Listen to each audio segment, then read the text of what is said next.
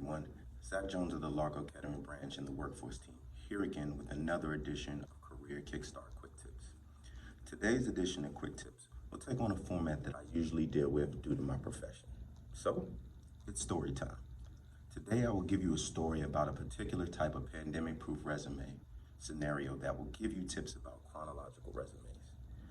And that story is the story of details with Mr. Hire Me Please. Let's get started. Details with Mr. Hire Me Please.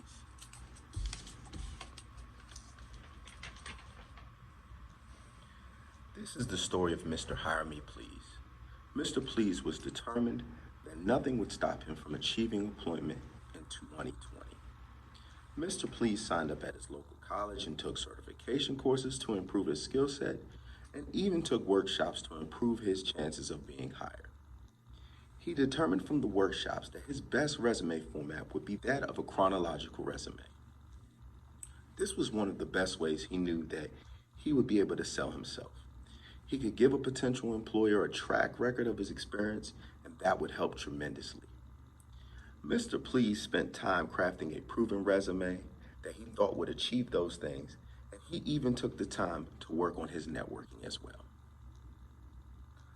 For some reason, Mr. Please, with all the training and certifications, still was not getting the response he wanted. Mr. Please went back over the applications that he filed for completeness and even made sure that he followed the submission instructions correctly. After a couple disappointing attempts, he soon realized that the problem must lie somewhere. But Mr. Please, almost certainly in his mind, thought that his resume couldn't be the problem. But the day he entered the library, he learned that sometimes it's about the details.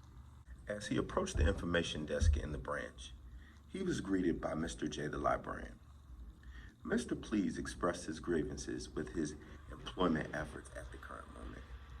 He explained that he had recently finished certifications and he desired that this was going to be the year that he would advance his career.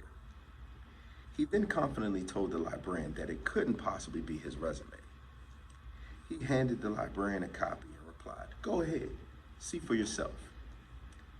At that moment, he turned and headed to an open computer to begin a session.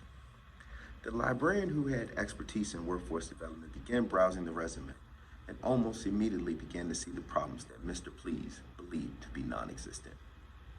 The librarian said, "Mr. Please, I will be with you in one moment." As Mr. Please began to pull up his resume on the computer, the librarian came back to him with several circle edits. In shock, Mr. Please turned and said, "No way, this resume was as perfect as it can get. I followed the template to a T." Immediately at the heading of the resume, we began to see the first problem revealed. One of the first editing tips was that he didn't leave any contact information except his phone number. Mr. J, the librarian, explained that though a contact number is good, most employers now contact potential hires via email. He suggested that adding an email that was appropriate and for his address, the city and the state that he resides in would suffice. The librarian then inquired if Mr. Please had a LinkedIn account and suggested that would be a good thing to add since his previous conversation about networking. The librarian said that this is one of the first changes that can boost your resume, Mr. Please. The next edit it highlighted was kind of an interesting situation. It was great to know that Mr. Please had so much relevant experience to highlight, but what he didn't understand is he didn't have to list it all. Mr. Please, who appeared to be in his late 30s, managed to list his summer jobs from one of his summers in college. And to say the least, that was definitely more than 15 years ago. On average, the experience listed on your resume should go back more than 10 years. Mr. J, the librarian, said cutting this information makes the resume more appealing and also helped with the aspect of length. He continued letting Mr. Please know that you should try to keep your resume to a page or page and a half minimum. Mr. Please's eyebrows raised as he's now starting to see that his perfect resume had some minor details that made a big deal as to how the resume was received. Mr. Please had now learned that he should trim the fat of his nearly 4-page resume, and that it's important to try to keep the resume to 1 page. His first attempt was to begin to manipulate the font. Mr. J, the librarian, stated to Mr. Please that it was about quality over quantity. And shrinking the font and squishing the information together is no more successful than having a nearly 4-page resume. Trimming the fat doesn't mean tightening the spacing or making it harder to read. This is about making sure the relevant and important information is highlighted. Mr. Please continued to be in a state of surprise as he realized that what he didn't suspect as a problem is turning out to be exactly that. The next edit the two tackled focused more on the meat of the resume, which is that of the descriptions of his previous employment. Mr. J, the librarian, asked Mr. Please if he had a copy of the descriptions of the job that he previously applied for.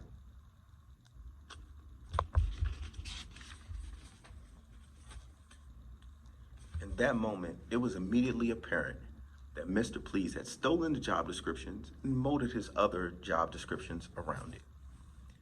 Mr. J let Mr. Please know that that may be part of the problem as well. He said as a tip, you should never copy the job description almost word for word. If they are looking for an innovative problem solver, your previous or current job description should not say works daily as an innovative problem solver. Instead, list an activity of your job that requires innovative thinking and problem solving. Remember, also, how you word this is important as well. You want to use powerful action verbs and avoid statements that can be taken negatively. Lastly, if you have quantifiable results at your previous employer, use that data in your description as well. For example, saying you were able to meet a yearly 30% sales increase in 6 months is great information to include.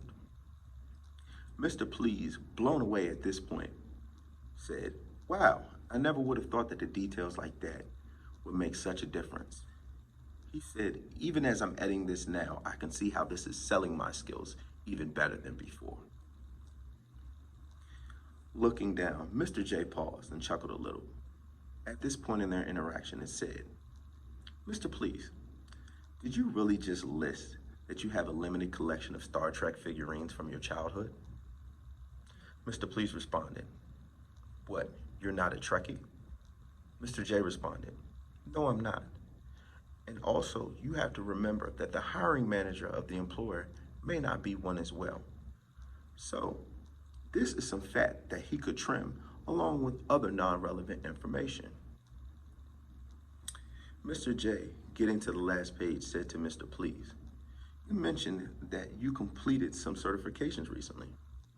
Mr. Please replied and said, "Yes, I did, and there are requirements of the new position that I'm applying for." In that moment, both looking at each other and both looking at the resume, they said, "Where are they?" In this moment, Mr. J began to explain how to properly place certifications on a resume. He explained that there are 4 places to effectively place your certifications. These 4 places are near your name at the top of your resume. So, for example, if you're a project management professional, it can be listed as Mr. Hire Me Please, PMP. There can be a certification listing in the summary section of your resume, or you can just implement a certification section near the top of your resume as a whole.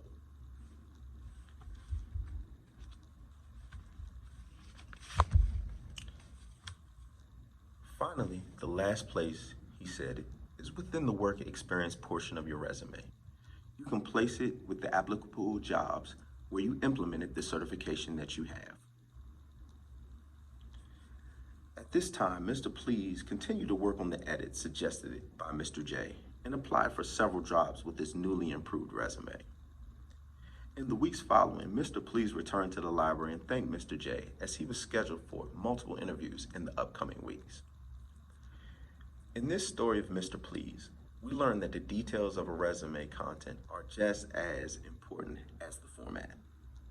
By trimming the fat, using detailed data and positive, powerful words, highlighting your relevant skills and certifications, you can make the difference in a strong candidate for consideration and not just another application. In the story of Mr. Hire Me Please, I hope that you all constantly edit and maintain a living resume that is growing and changing with every experience. And until the next time, stay safe and stay healthy.